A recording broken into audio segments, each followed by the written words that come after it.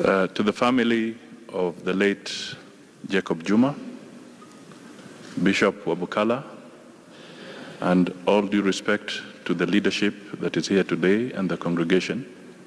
First and foremost, let me join the previous speakers in conveying my heartfelt condolences to the family of Jacob Juma. Ordinarily, during such moments, people gather and they say, we have come to celebrate the life of a certain individual. But today,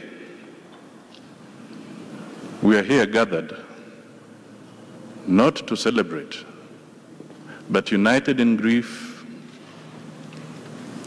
to mourn the cruel and foul termination of a young life. This is extremely painful.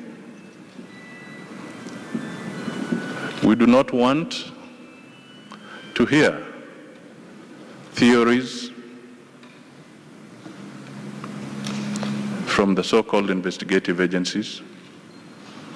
We don't want to hear fiction from them. We expect facts and justice. And if this cannot be done,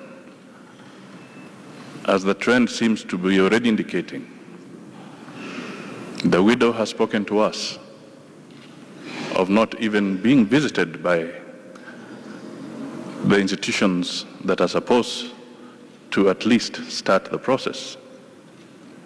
I think the next stage that is important is that Parliament, as it did many years ago in establishing a select committee for JM and others, I think when Parliament resumes, it will be important that a motion to establish a select committee to investigate the death of Jacob Juma be put forward so that we can see and get the feel of Parliament to provoke and generate the right fear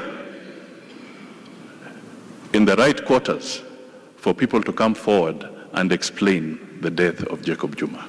May his soul rest in eternal peace.